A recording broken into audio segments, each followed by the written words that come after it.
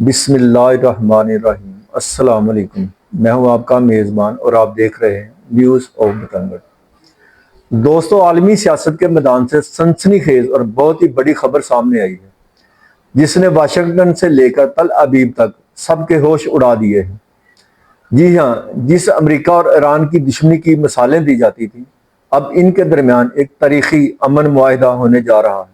اور سب سے دلچسپ اور ہمارے لیے فخر کی بات یہ ہے، عالمی میڈیا خصوصاً العربیہ اور امریکی خبر ایجنسی ایگزاس کا دعویٰ ہے کہ اس ممکنہ معاہدے کو اعلان اسلام آباد کا نام دیے جانے کا امکان ہے، اور پاکستان اس پورے کھیل میں مرکزی ثالث کا کردار ادا کر رہا ہے۔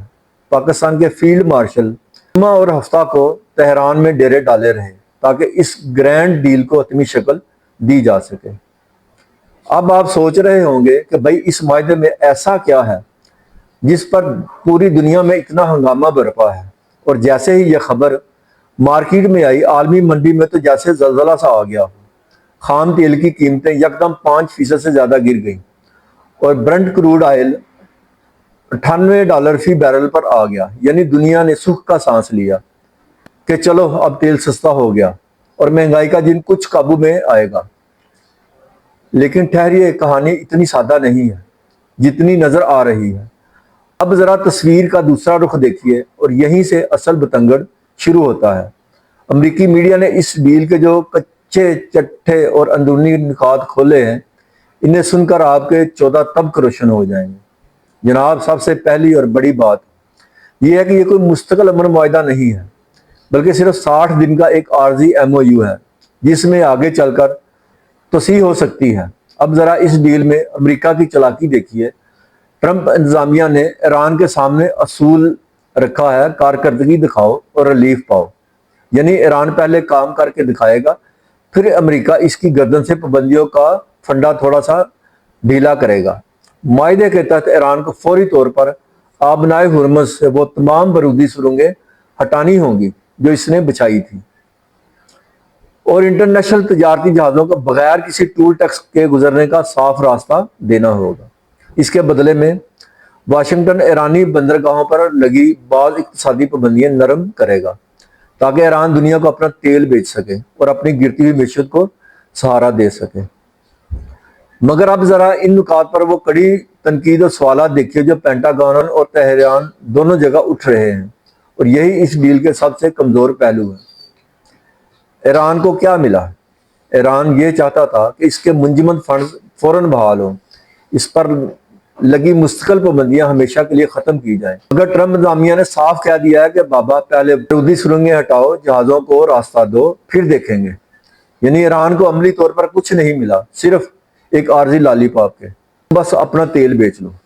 اس ڈیل کے تحت ایران یہ زبانی یقین دہانی کرا رہا ہے کہ وہ کبھی جوہری ہتھیار نہیں بنائے گا، اور ان 60 دنوں میں یورینیم افزودگی کو محدود کرنے پر مذاکرات جاری رکھے گا۔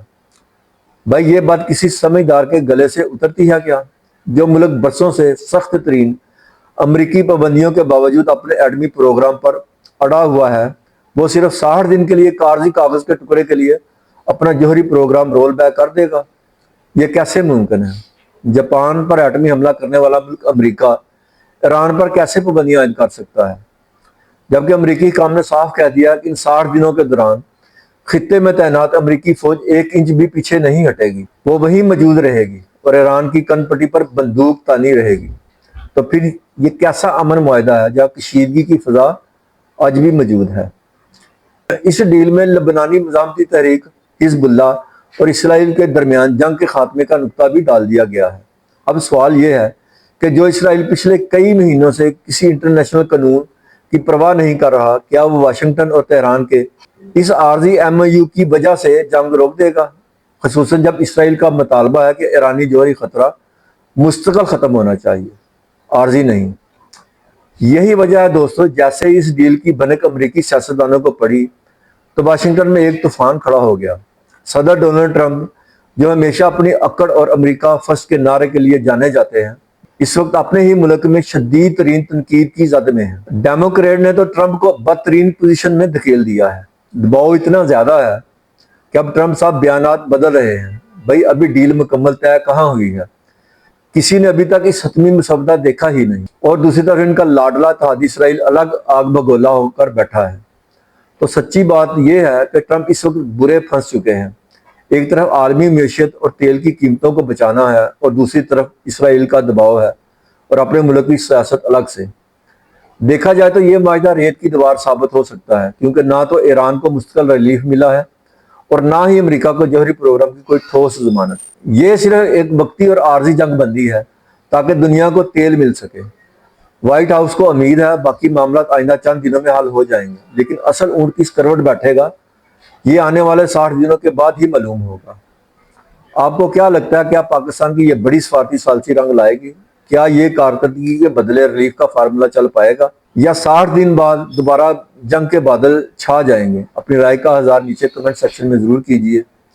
वीडियो पसंद आई हो तो लाइक और शेयर करना मत भूलें, और अपने इस चैनल न्यूज़ ऑफ बतंगड़ को सब्सक्राइब जरूर कर लें। अगली वीडियो तक के लिए अपने मेज़बान को इजाज़त दीजिए। अल्लाह हाफिज़।